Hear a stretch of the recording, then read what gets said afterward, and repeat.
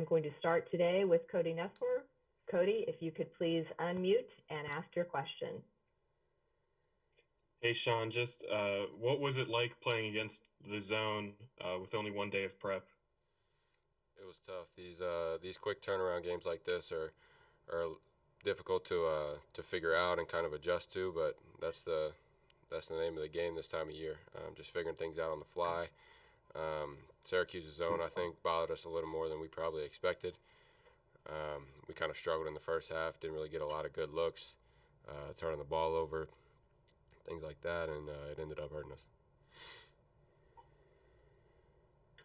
All right, our next question comes from Mike Kazaza. Mike, please unmute and ask your question.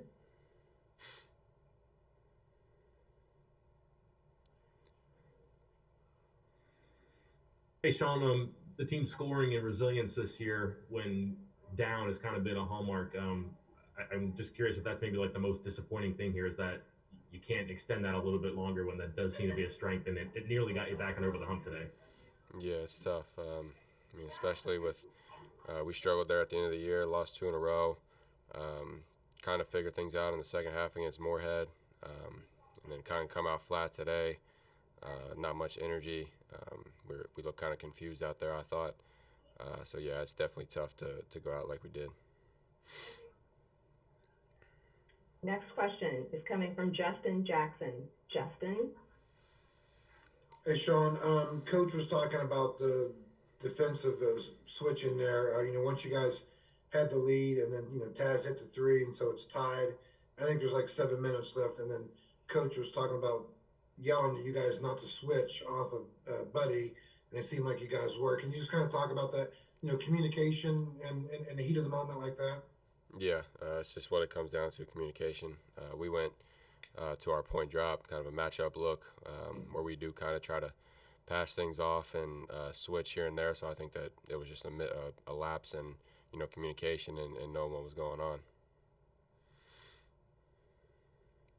As a reminder, if you have a question, please use the raise hand function to indicate that.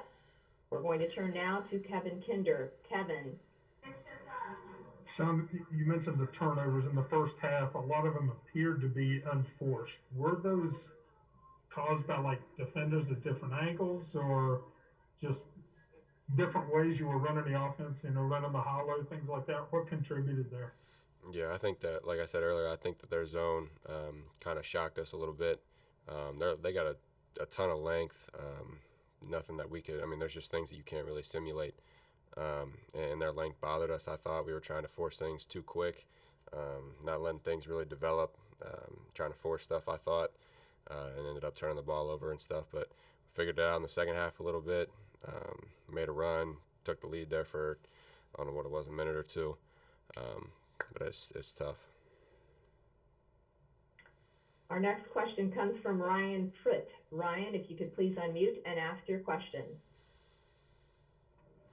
Hey, Sean, you guys battled back, from 14 down 3 different times in the first half. You take the lead on your 3 there with about 9 minutes to go, and then they go on that run after that. How hard is it to regather after using all that energy to get back in it the first time to try to take another run at it before the game was over? Extremely. I thought that when we would, get over the hump there and took the lead that, we wouldn't look back.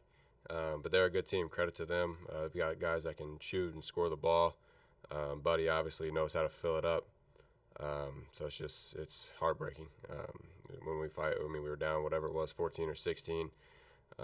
Cut it to 4 or 2 there for a while, and then finally get over the hump, and then they took it back. And I don't know if they ever looked back after they got the lead there. After I hit that 3, but yeah, it's extremely it's upsetting. Our next question will be from Ethan Bach. Ethan, if you could please unmute and ask your question. Thank you. Hey, Sean. So you've had a great improvement from last. Hey, Sean. You've had an improvement from last season to this season. Just as a reflection, what does Huggins mean to you? What does Hugs mean to you? He's given me an opportunity that I'll never know how to repay him for. Yeah, he's a tough guy to play for. He gets on you more than anybody. More on me than anybody I've ever, had in my life, but I know that there's a good purpose behind it. So, it sucks because, more than anybody, I think that we all just wanted to go win it for him. He just goes past 900. I don't know. I'm forever thankful. Our next question goes back to Cody Nussberg. Cody, please unmute and ask your question. Sean, yesterday, Coach Huggins said he didn't want you guys to try and shoot over the zone, but it seemed like that's what worked mostly in the second half with you and Deuce and Taz. Did you guys make an adjustment at halftime to focus more on shooting? No, we didn't really make an adjustment to shoot more. Honestly, we went into the locker room and tried to figure out ways to get the ball inside easier than what we were getting it in there before. But shots just started falling. So obviously, when you see a couple go in, you keep shooting. That's just what shooters do and people that score the ball. But their length just bothered us so much inside, I thought. But credit to them. I wish them the best. All right, Sean, the last question today is going to come from Justin Jackson. Justin?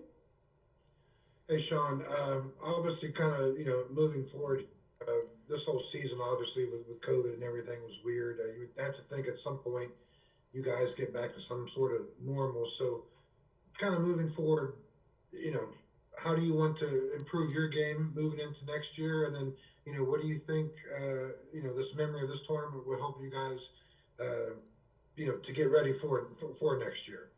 And how much different can next year be, I guess? Yeah, we didn't have a whole lot of experience. I don't know if I think Gabe was the only person that has experienced, this tournament. So, we didn't go as far as we wanted to. And we didn't accomplish things that we, had set out to do. But I think this tournament, plays into a big role of experienced guys and that have been here and know what to expect and stuff. So as we go forward, obviously I think this will be good for us. You try to, after a loss, it's tough, but you just got to try to figure out positives and things you can take away. So that's what we're going to go do. Go back tomorrow, have a team meeting, and figure some things out here, what we're going to do in the off season. All right. Thanks for joining us, Sean. Appreciate your time. That's it for this post-game news conference. A transcript of the coach's interview will be provided by ASAP Sports at ncaa.com/transcripts.